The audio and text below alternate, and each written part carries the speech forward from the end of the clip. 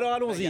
C'est Allons-y justement sur Emmanuel Macron, parce que c'est l'homme de la semaine. Personne ne le connaissait quasiment en début de semaine. C'est un peu comme Raymond Barre en 1976. Passation de pouvoir à Bercy. Assez subtile, cette passation de pouvoir, avec un sous-texte d'Emmanuel Macron lorsqu'il s'adresse à Arnaud Montebourg.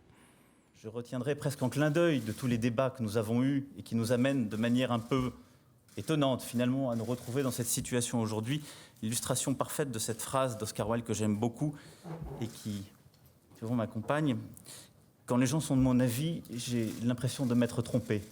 Tu m'as rassuré au quotidien à cet égard. C'est assez drôle, 36 ans, inspecteur des finances, intelligence XXL et un mot, Rothschild, qui a été dit partout. Il serait sorti du Crédit Agricole, personne n'aurait rien dit. Oui, mais balayons les faux procès. Henri Emmanuelli aussi sortait de chez Rothschild. Georges Pompidou. Emmanuelli était plus à gauche que Georges Pompidou. Mais Georges Pompidou était plus étatiste. Oui, non, mais on a le droit de passer chez Rothschild. Il a sans doute divisé son salaire par 5 et par 10. On pourrait au contraire envisager les choses différemment. C'est un faux procès, mais vous auriez pu passer une autre image que j'ai trouvée très intéressante. C'est le sourire quasi paternel du secrétaire général de l'Élysée, Jean-Pierre Jouyet, énarque, lui aussi, ancien ministre de Sarkozy et aussi, très grand ami de François Hollande, et au fond, c'était un avènement, c'était le divin enfant qui était porté sur les fonds baptismaux, le divin enfant de l'énarchie, parce que quand même c'est une partie de l'élite, et pour moi très respectable, d'autant plus qu'il fait d'une certaine façon partie de ma famille, puisqu'il a travaillé avec Paul Ricoeur, que je considérais un peu comme un parrain spirituel, donc je trouve que c'est un énarque particulièrement intéressant, et d'ailleurs charmeur, d'ailleurs joli garçon, mais Villepin aussi était un énarque particulièrement très différent, mais pas un politique qui s'est planté. C'est pas le sujet. Le sujet, c'est la finance. Enfin, faut arrêter. Évidemment qu'on respecte ses diplômes, son intelligence. Et on en parlera dans la deuxième partie, figurez-vous, de Ça se dispute, quand on parlera de Manuel Valls, de Najat Vallaud-Belkacem. Je sais que vous vous réjouissez parce que c'est la méritocratie républicaine. C'est la première femme ministre de l'Éducation.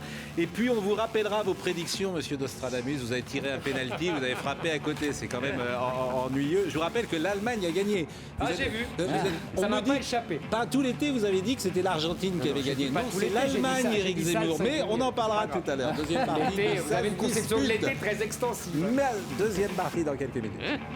Ça se dispute, deuxième partie avec Nicolas Domenach et avec Éric Zemmour. Nous parlons d'Emmanuel Macron, le nouveau ministre de l'économie. Et peut-être a-t-on assisté au premier couac du gouvernement, puisqu'Emmanuel Macron s'est dit favorable à repenser les 35 heures. C'est en tout cas l'interview qu'il a donnée sur le site du Point. Avec une réponse directe de Harlem Désir, secrétaire d'État aux affaires européennes. Écoutons et on en débat ensuite. J'ai vu qu'il y avait une déclaration qui était interprétée dans ce sens. Il n'y a aucun projet de cette nature et il y a en revanche une volonté qui est de développer la négociation sociale dans les entreprises. La négociation sur la défense de l'emploi, sur l'aménagement du temps de travail, sur les seuils sociaux, mais pas de remettre en cause la durée légale du travail. Je dis quoi qu'il y a à l'intérieur du gouvernement, mais est-ce que c'est tout simplement une façon différente d'envisager les choses ?